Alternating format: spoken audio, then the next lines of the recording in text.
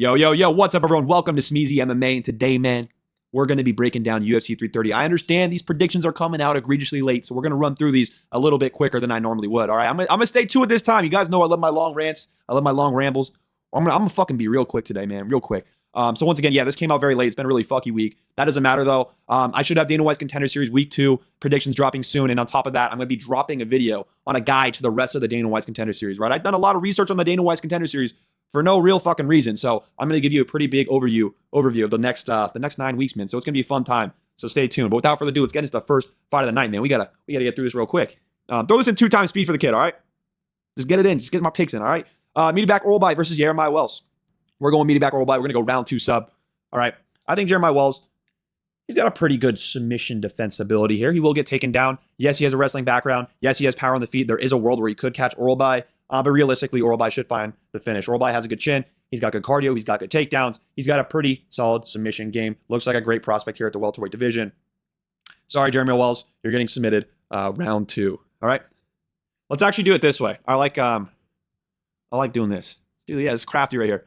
Submission, round 2. Lock it in. All right, Ramiz Brahimaj versus Neil Magny. To go through this very quickly, I like Ramiz Brahimaj. I picked him, and I bet him against Austin Vanderford. I bet him inside the distance. I had money on KO. I made a whole lot of money on that fight. I like Ramiz. I don't know if I like Ramiz. I don't hate Ramiz. I don't mind the kid. I'm picking Neil Magny here. All right, at the end of the day, I'm due to pick Neil Magny, man. I'm due to pick him. I have not picked him in quite some time. We're going Neil Magny decision. Go back, watch the Ramiz Brahimaj fight against Tamba Grimbo. Tamba Grimbo did some things very similar to what Neil Magny will want to do, except Neil Magny is better at it because Tamba Grimbo sucks. And I've been saying Tamba Grimbo sucks for quite some time. And I know one fight is not enough to base it off of, but if you go back, you watch the tape, you look at those fights, there are some parallels that I see in this matchup. When I love Ramiz, and I know we could find the sub early, and I know Jake Matthews almost subbed Neil Magny. Neil Magny's been losing to killers, and he's been beating who he should. This is kind of like a 50-50 matchup. Is Ramiz Brahimaj the guy that's going to push this over the top? I know he lost to Puna Hele Soriano, but I'm not so sure. I'm back on the Puna train, man. I'm not so sure Puna's this big bad dog, the big bad bear in the welterweight division, all right? So simply, I am going with Neil Magny. I think he can clinch up. I think Brahimaj will entertain the clinch. I think Brahimaj might get taken down in moments. And overall, just Neil Magny's a craft, man, you know? I've been hating on him a little bit too much. I've been picking against him too much. You know, every once in a while, you're due to just show some respect to a vet of the game, like the big crafty Neil Magny. So that's a pick by decision. Not confident. I don't even know if I'll be betting it. But Ramiz by sub probably is a good bet, to be frank with you. So let's move on to the next fight of the card, which is a banger. I like this. Banger is a strong word, so let me revoke that. But in this matchup, I'm going with Lucas Fernando, and I'm going to pick him by decision. All right. I've seen a lot of people really confident Fernando finding the finish, or Tobias. Maybe not Tobias. I've seen some people on both sides. Tobias, to me, is a very, very live dog. I will have a bet on Rafael Tobias, despite my pick here on Lucas Fernando, because I think this guy has a pretty nasty submission game. You saw it in the DR fight, and at that time, I picked him over DR because I wasn't that high on DR, right? He lost that fight. I'm like, well, fuck. That's not a great look for me. And I thought coming into the UFC off of the Contender Series, I thought this guy actually looked pretty good. I thought he'd have some success in the light heavyweight division. And I still think like that definitely is a possibility. He's got good power on the feet. He does throw some slobber knocker hooks. You know, he's a little bit of a craftsman. No, he's not a craftsman. He's definitely not. But physically imposing, strong guy, can find takedowns, and on the ground, he's got a very good submission game. Lucas Fernando, to me, is a little bit suspect when you go back and you watch the Almeida fight. Not only is Almeida outstriking him, which he should because he's a high-level glory kickboxing guy, right? And Fernando's not the guy with the craziest power that you have to respect, like a Panas, right? Almeida's finding takedowns on this dude. Almeida's out-grappling Lucas Fernando in moments. And I know getting out-grappled by Bakov isn't the worst look because it's Bakov, but there's still holes in this guy's game that we have not necessarily seen tested against high-level competition. You know, these performances have been pretty good, but if you know Philip Latu, and if you've been around the game long enough, you know Philip Latu is the kind of guy that they throw the regional guys that they think have the possibility of going to the UFC. I mean, just go through Philip Latu's career. He's kind of like that just regional NPC that they throw at, you know, Lucas Fernando at this point of his career. You're like, okay, you know, he could make his way back to the UFC. Let's give him the Philip Latu matchup, you know? KOing Philip Latu in round 1 ain't mean shit. I'm sorry. I hate to say it, okay? But this is a good matchup. This feels like a high-level Contender Series fight, even though I know Tobias is in the UFC. Like I said, Tobias is very live to find a KO. He could snipe Fernando. I just think Fernando does have enough takedown defense, and he just has such a long reach that he should be able to get that jab going, keep this out range, score a lot from range, land some big shots. I trust Tobias' chin enough to where I'm just picking Fernando by decision, but Fernando by finish is definitely possible as well. I don't know if he's a complete fraud, but I'm not buying a whole lot of stock in him just quite yet. You know what I mean? It is interesting that this is at 205 too, and Almeida fought him at 185. But once again, guys, Cesar Almeida should not be taking you down. If you're betting him at minus 290, bro, best of luck to you. He could actually dominate this fight. I don't give a fuck. That's crazy. That's actually crazy. Fernando, Not a betting side. I think Tobias inside the distance. Take a look at that. Let's move on to the next part of the card. That took a little bit too much time. Sorry, guys. All right. Tresean Gore versus Vicente Luque. I'm going with Tresean Gore. I'm going to go KO. Give me a round 2. Why not? When in doubt, go round 2. I like Luque. All right. I don't know if he got it. I don't know if he can take damage like that. And I know Tresean Gore. I didn't even know his nickname was Mr. Vicious. That's fucking corny, bro. All right, whatever. Tresean Gore.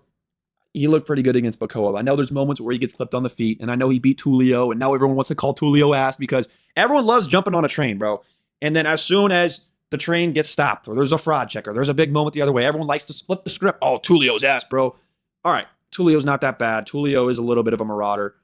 Tresean took some very vicious, very Mr. Vicious blows from Marco Tulio. He's a tough guy. I do think that even if Vicente lands clean, Tresean should be able to recover. Now, Vicente obviously has a good front choke. Tresean Gore actually has that weird little front choke thing where he fucking killed, what's his fucking name? Tricoli with. But he isn't young. Actually, Tresean Gore's like 32 at this point, right? Yeah, he's 32. He's improving, though. I mean, he is greener to MMA. If anyone's going to be making improvements, it's Tresean Gore. If anyone's going to have massive confidence, it's going to be Tresean Gore after that Bacoa victory. You know, his back was up against the wall, and he put up, man. It was a sick performance, to be honest with you. I mean, he seems like he's got pretty decent cardio. Strong dude. He might even have the better tools for range, right? Not only on top of being the more powerful guy, the guy that's more ready to go to war. Vicente Luque is not the guy that's ever really had the greatest head movement, been able to stay safe from range. He's got a good low kick, sure. But, I mean, like at this point, stylistically, they should be trading at some point. If both of these guys are trading, at this point in their careers, I trust Tresean Gore to land more, and I trust Tresean Gore in a war more. And it kind of sucks to say, dude. I love Vicente Luque for a lot of his career, but I'm picking Tresean Gore. It's right around even odds, minus 115. I'm going to be honest. I might even play a little bit on something on the Tresean Gore money line. I like Luque, like I said. I think Gore by decision is also pretty live, but hey, who knows, man? Maybe Vicente Luque beating Kelvin Gastelum was just the fucking statement that we all need to look out for. And by the way, just for reference, I picked Vicente Luque over Tambo Grimbo. Now, that's more of a Tambo Grimbo fade, but I had some belief in him there, man. Like, I'm just saying, you know, I'm not anti-Luque. I just don't love this for him. I just see the writing on the wall, and I get the vibe. I think you guys probably get the vibe. We all feel the vibe that Mr. Vicious is going to take down the silent assassin here. So give me the next fight of this card, and we're going Dante Johnson versus Eric McConaughey. And in this matchup, I'm taking Lockjaw, Dante Johnson. But I understand the Eric McConaughey side. You know, I was tempted. You know, I'm watching tape. I'm rewatching that runnage fight on both sides, but more so with the Dante Johnson fight. And I thought he looked horrible, dude. He looked horrible. And I'm trying to have the crafty McConaughey underdog pick. And I think it really is a good pick. If you go for it, I respect it, all right? I ended up on the Johnson side. I'm picking round 1 KO. McConaughey does just tend to get sniped in round 1. And he does go for those. I think Johnson could explode. Johnson is explosive, okay? Johnson does have good power. He does have a good wrestling base, right? And he still won against Brundage in a decision. And something I will give him credit for is Cody Brundage is a guy that I'm probably higher on than the average MMA consumer, the average UFC consumer. And I know they both have a common opponent in Cody Brundage. And I thought Brundage actually could have beat McConaughey. And obviously the Brundage fight with Johnson was something too. So it's kind of weird. Like, this obviously isn't the highest level MMA. If anyone's going to improve fight to fight, though, it's going to be Dante Johnson. I think out of both of these two guys, the guy that's being underrated the most probably is Dante Johnson, and more so his ability to win this by decision. I think there's a world where he just wins a decision with damage-based scoring in a striking matchup, too, where McConaughey might be landing more with the low kicks, and then Johnson might have a big moment, have a couple big moments. And Johnson might just snipe him and get knocked out early. It's not like McConaughey's got this chin of granite. He's been knocked out like 3 times in the first round, okay? Back to the Cody Brundage fight. Like, Cody Brundage, I'm higher on Cody Brundage than the average MMA consumer. I do believe so. I think he is a tough guy to finish round 1. I always said, no, I didn't always say that. But going into that matchup, I was telling people, bro, Cody Brundage is a sneaky craftsman. You know, I was playing the games, and it played off that time. You know, I always tell my friends, hey, Cody Brundage, man, he's going to be awkward, dude. So when he stuffed the takedown for Bo Nickel, I felt like a fucking genius. I'm just letting you guys know. But in this specific matchup between Brundage and Johnson, going into it, I was saying, dude, I really just feel like I need to be playing Brundage moneyline. I'm glad I didn't because he lost. But, like, I was talking about how that was good value the whole time through. Dante Johnson is not this prospect everyone makes him out to be. And then what do you see? He has a horrible performance, and now everyone thinks he's dog shit. So, to me, I've seen Johnson in interviews say that he felt like he fought like dog shit. Realized he needed to be looking other places. He goes to Extreme Couture, which is a pretty good gym. They probably will have a pretty good game plan here. Tell him the right things. So make the right improvements. See better bodies in sparring. He's a young guy. If anyone's going to improve fight to fight, it's going to be him. He's explosive. He can catch McConaughey early. I'm not confident in the pick. But if there's a gunman in the corner of that room looking me in my eyes and there's a fucking pistol up to my head, says, hey, make a pick. You got to get it right. I'm picking Dante Johnson in this matchup. And I think the most likely way is by an early finish. So let's move on to the next part of the card. Eduardo Chapolin versus Charles Johnson. I'm going with Charles Johnson. We'll go by decision. All right, I like Eduardo Chapolin. I'm a fan of this guy. If he got this one done, I'd be pretty happy. I have a bet on him too. by finish, by KO, actually. Because Charles Johnson got clipped by Alex Perez. I don't think Charles Johnson will get KO'd, as you can see. I think he will win by decision. When it came to predicting this fight, I watched a lot of tape on Eduardo Chaplin. I like his game. I just think Charles Johnson has a speed advantage. I think also being able to move off the back foot the way that he kind of does. He's very comfortable moving, taking different angles, being the quicker guy off the back foot. And while he has had very poor performances, been very inconsistent at times, he's kind of a crafty vet at this point in his career. I know we want to call him washed for losing to Asiel Almabayev, but I think certain people are just retarded and they don't know how good Asiel Almabayev is. And they also have a retarded perception about Charles Johnson's ability to fight against grapplers. I could not understand how many people were fucking picking him against Asiel Almabayev in that matchup. Or not even just picking him, but just kept talking about Charles Johnson's fucking patented takedown defense when it's just never been a thing. He gets taken down. He gets controlled. People that have a good ability to control you, scramble, find takedowns up against the cage, good chain wrestlers, they dominate Charles Johnson. And when they don't dominate him, they beat him by decision, right? Everyone was like, Asiel Almabayev is fraudulent because Manel Kape stuffed his takedowns. Like, now, if you watch Manel Kape, you watch Asiel Almabayev, you know the guy's a fucking very good wrestler, very good prospect, and people were just underrating him, right? So I know it's fun to act like Manel Kape's not good, but I'm telling you guys right now, just so you can get this out of the way so you can cope it, Manel Kape will be champion. It doesn't matter who wins between the fucking ceremony prize, the second place award between Van and Pantoja, right? They'll keep the belt warm for Manel Kape. That dude's fucking winning. He will be champion by the end of this year, and if the fight doesn't happen this year, I guess that would be next year. The dude will be champion, regardless of who he faces. Agree to disagree, whatever works. But the Asiel Almabayev, losing to Asiel Almabayev, getting taken down many times, doesn't make me think Charles Johnson's washed. So that's the narrative going into this matchup. I was thinking Johnson was more alive against Ochoa than people were saying. And I kind of still stand on that. Like, people were betting Jose Ochoa at minus 400. And I'm like, okay, bro, what the fuck? Jose Ochoa was getting clipped by Cody Durden in a moment. So what the fuck are we doing here? Now, again, Charles Johnson has lost to Durden. So do with that information what you do. What you will. Fuck. I'm trying to work on the talking here. 14 minutes in. All right, I got to blow through this real quick. There's only like a couple more matchups that are really worth breaking down. All right, this is one of them. Literally, when it came down to this fight, I watched Chaplin tape. I watched him piecing up his combinations, ripping to the body, switch stances. He's actually pretty good defensively as well. Like, he's defensively sound, switch stances, has some good kicks, deals with kicks well, low kicks, body kicks. He's got some good head kicks, and he's got some meaty hooks, and then he's got some nice combinations. When it comes to a prospect in terms of what he goes for on the feet, I like what he throws. This guy's had a lot of hype on the regional scene. Like, he's been big favorites over good fighters. When he fought Davey Bittencourt, which if you know him, you know him. He's a good fighter in the flyweight division on the regional scene. He was minus 300. He was minus 400 in other fights too. And he was DC's #1 pick on the Ultimate Fighter, and then he got submitted in one round against Joseph Morales. Now Morales goes out there and he wins the whole thing. He also beat Antoine Ho on the Contender Series, which was impressive. Like, I still believe in Antoine Ho, so I wanted to find a way to pick Chaplin. So I watched a lot of tape on him. I just ended up going Charles Johnson. There's certain times when you just know when you watch the tape on one fighter and then you throw the tape on another fighter, you're like, all right, dude, this guy's just quicker, man. He's just quicker. Charles Johnson to me looked a lot quicker, being able to be comfortable off the back foot, circling around. And you saw Antoine Ho has moments of success circling off the back foot as well, making it hard for Eduardo to kind of track him down. I'm going with Charles Johnson. I'm going with decision. I understand he's had some very fraudulent performances, but I just like his ability to circle around. Also, being the longest opponent that Eduardo Chaplin has fought, I think being the slower guy here isn't the best. What is the word? Not strategy. Build. I don't know. Isn't the best build in this matchup for him, I guess. And he's a power puncher too. He's very powerful. Absolutely could snipe Charles Johnson. I do think he is slow. I do think he's a little bit slow. And maybe I'm off. Because the LFA guys, man, I'm telling you guys, the LFA guys were talking about this guy like he had really, really fast hands. I'm like, all right, like they're not slow as fuck, but they're not like fast. They might be average, if not a little bit slower. So maybe I was just fucking tweaking when I was watching his tape. But I turned on Charles Johnson versus Alex Perez after. I'm like, dude, they're just moving around faster. They just simply are. Right? And maybe he's just being lackadaisical because he's fighting fucking chuds in the regional scene. So that is what it is. Charles Johnson's the pick. It is low confidence because I will say Chaplin can get some grappling going offensively. I know he got taken down by Morales and submitted easily. But if you actually go back, you watch his tape against Antoine Ho, he started finding some takedowns. So I do like that about his game. But he is taking this on short notice. Next thing I will mention, the fight he took against short notice against Antoine Ho was on the Contender Series, and he won that fight. So that's something to mention. That was like 10 days notice. So he's probably a guy that stays in shape. The UFC was probably telling him to stay in shape, and then now he's put into a big spot. And I don't mind cheering for him in this matchup. He's a cool guy to watch. Pretty fun to watch. He's got crazy power. Like, I really do think he has good power when this guy lands clean. Fun to watch. This is good matching making on short notice. So props to the UFC here. Now, once again, there needs to be better fucking fights on this card. It's a numbered event, but who gives a fuck? Let's roll through these fights. Joel Alvarez is the pick. I'm going to go submission round 2. Club and sub type of situation. I love Chidi and Jaquani. I almost picked him in this matchup. I really wanted to. I wanted to do it. I think he's the more technical striker. And ironically enough, like, this should be a striking matchup until it's not. And I think Joel Alvarez will clip him at some point. Joel just looks fucking big, dude. He's filling out to welterweight really well. I think he just looks strong. Like, not only is he a tall guy for welterweight, he's a strong guy for welterweight. Now, on the feet, I always thought that this guy's been massively overrated. One thing he does have, though, is good power on the feet, and he's a long guy. And it does seem like he would have the kind of, like, a pretty good chin at the welterweight division. It sounds stupid. You just feel like this guy can take a shot. Chidi Njokuani has this cool, sexy Muay Thai style. I'm a big Chidi Bang Bang guy. I love Chidi a lot. I've been there through the ups and downs, man. You guys know, if you were on the Chidi train early, what it felt like to be on the Chidi train when he fucking elbows Dusko Todorovich's debut. Oh, holy shit. And he goes out there and he's just beating the brakes off Gregory Rodriguez, got his fucking forehead split open. You're looking into his brain. And then he gets sniped.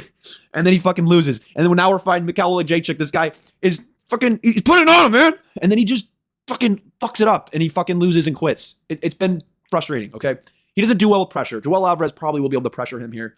Joel Alvarez has a power threat, so Chidi is going to be a little bit hesitant. And when he's up against the back, when he's on the back foot, he's got his good kicking ability, but Joel Alvarez just seems like he'll be able to move forward, take a couple shots, and land something up against a cage. And you saw when Carlos Ayala was pressuring early on, he'd land a couple clean shots. Joel Alvarez probably hits a little bit harder, if not being a long, frame. It will be a problem for Joel. I fully do think so. Like, if Joel's not able to pressure in this fight, and Chidi's getting a lot of respect with that jab, and Joel's trying to trade at range, Chidi's the more technical striker.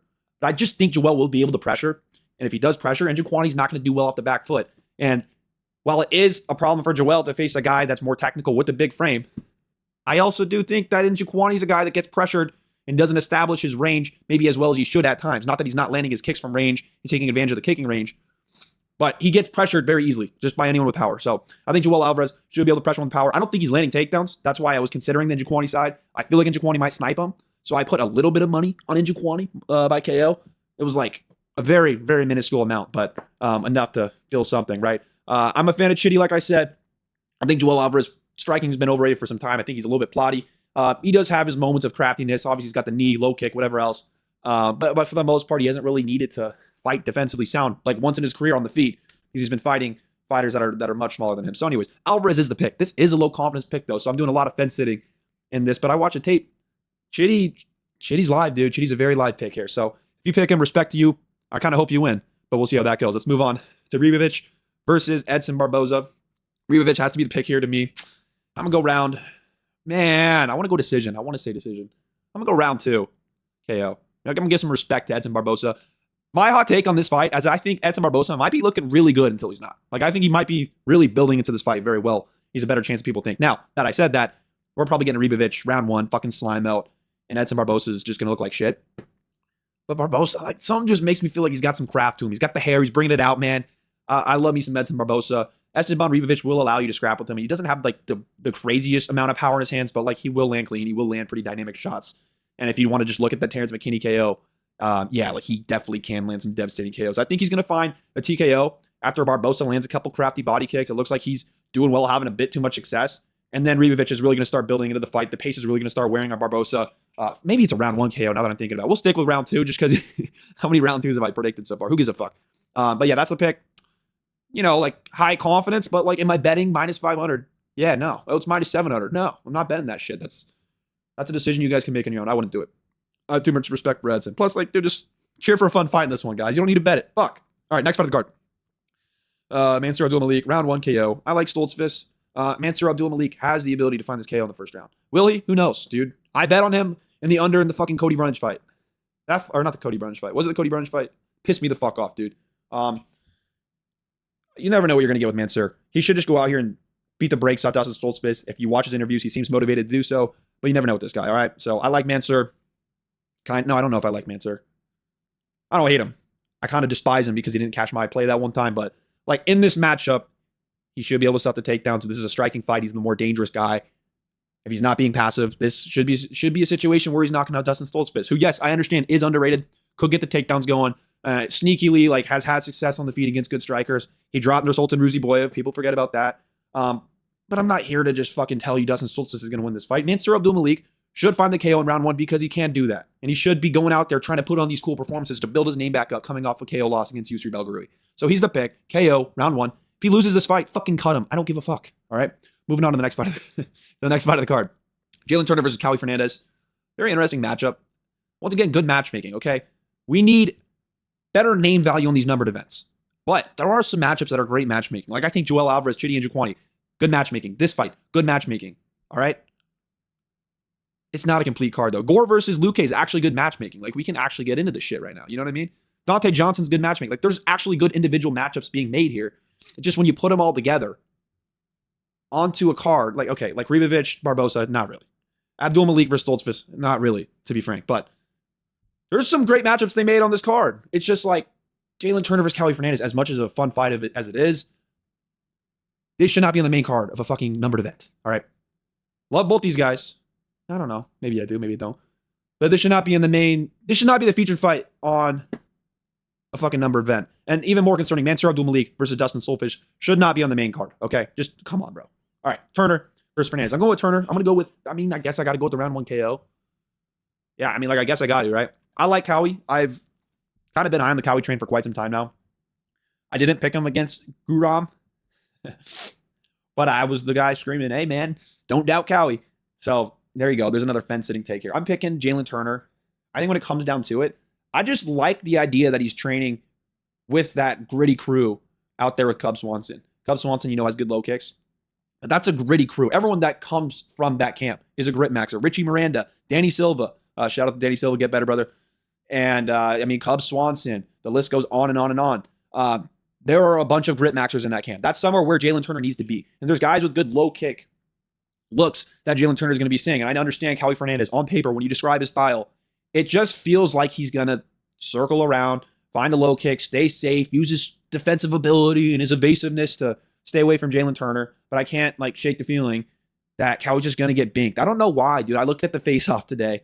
I re-looked at it. And I understand the line movement's kind of fucking crazy too, which makes me want to pick Kelly Fernandez. Just based off line movement, it feels like you got to pick Cowie because he was fucking plus 200. Books are respecting all that action. You got 68% of people picking Jalen Turner. But I honestly don't know if people are really betting Jalen Turner like that at this point. It's kind of hard to know what the public does. But I also think the public doesn't know who Kelly Fernandez is. So regardless of that, Jalen Turner, he's a rangy guy. Cowie might do well with taking away the kicking game from Jalen Turner. But Jalen Turner's quick for his size, and he's huge. He's fucking huge.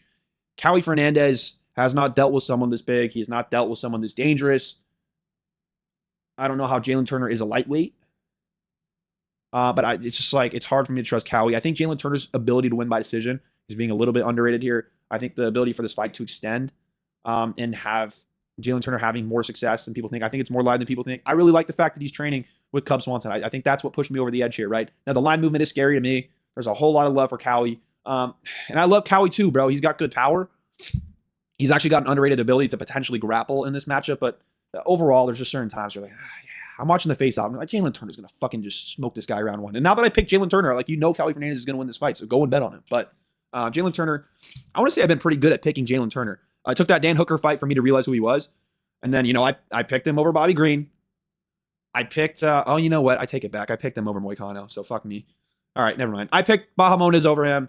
I picked Edson over him, and I had some other crafty picks, up way back in the day where he was an underdog or even odds. And I won a lot of money when I saw him fight Brad Riddell in person. That fight was fucking, it was kind of cool to see live. It was over really quick. But, I've been a fan of Jalen Turner for quite some time. One of my friends, his cousin actually used to be Jalen Turner's coach. Now he switched up on him. And no offense to my friend's cousin. It's good that he probably did that shit. He needed to change the camp. Now that he's back, he's at a better gym. He's at a grit maxing gym.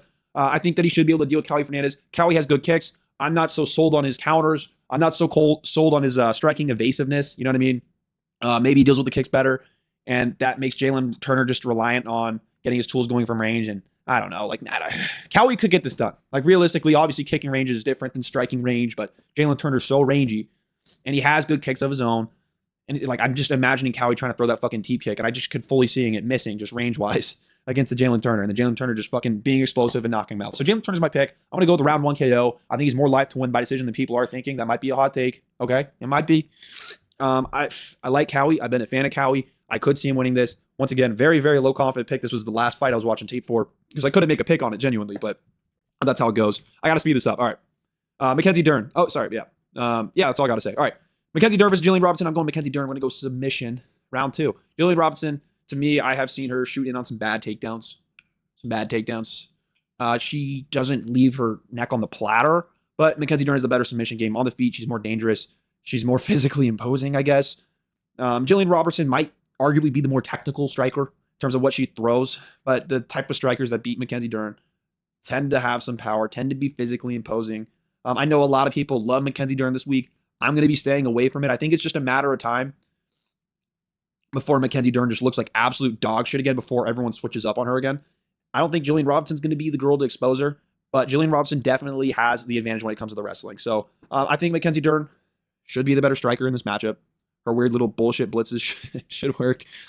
And then if this fight goes to the ground, I could see Jillian Robertson really getting caught in a choke. I know she's a good grappler in her own right. I think Mackenzie Dern's grappling is pretty high level, especially for the women's division. She had a lot of success against Verna Jandiroba. Pretty impressive. So props to Mackenzie Dern.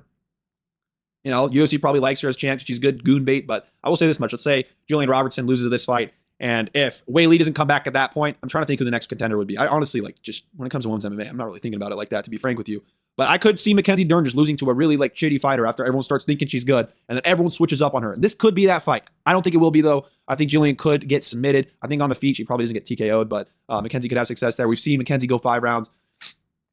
I don't know. Yeah, Mackenzie's a pick. I might sprinkle the money line just because I think she should win. And yes, she should be the better striker. She should be better on the ground. You never fucking know. It's women MMA, and sometimes the fighter that finds the takedowns, that's the fighter that wins, and Jillian is the better wrestler. But we've seen Mackenzie Dern just do very well against Verna Jandiroba, who looked good. So anyway, who gives a fuck, dude? Who gives a fuck, honestly? Mackenzie Dern's a pick. Will I be betting her? No, unless I'm just bored as fuck and I want to bet something later in the card. So maybe that will be the case. All right, so let's move on to the main event. All right, boom, kaboom. Islam Makhachev by decision. I think Ian Gary. Yeah, fuck, bud. It's been a rough day, man. It's been a rough week, to be honest with you. Ian Gary is good. Ian Gary can win. Ian Gary is live. I'll say this much. If the full card goes full favorites, I'm putting down at least 1 unit on Ian Gary, just because you know what I mean? That would be everything aligning for Ian Gary to win. He's crafty. There's good arguments for wanting to pick Ian Gary and why he's a much tougher matchup for Makhachev than a JDM.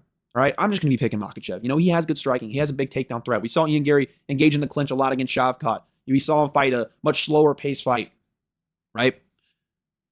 I Makhachev's quicker than Shavkat. I think Makhachev's a more technical striker than Shavkat. I think he's a better wrestler than Shavkat. I think he's got better control than Shavkat. Now, is he as dangerous as Shavkat? No. So everything is different. But I was kind of on the side of I thought Shavkat has been overrated for some time, right? Now he's a killer and he's fun to watch. Sometimes he can be very boring, to be frank with you, but oh well. Not to get into a Shavkat fucking bonanza right now because he might be dead at this point. What is he doing? Ian Gary is a guy that will circle out on the back foot. He'll cut different angles.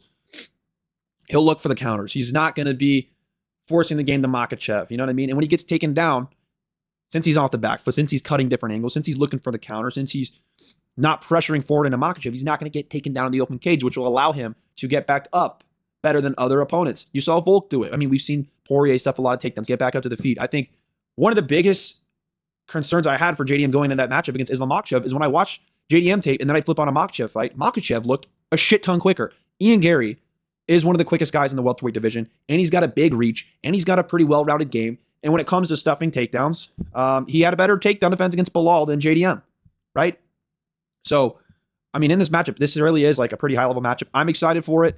I don't like Ian Gary, dude. And I'll be pretty open and honest about this. I don't cheer for Islam Makhachev all that much, right? I cheered for Volk over him.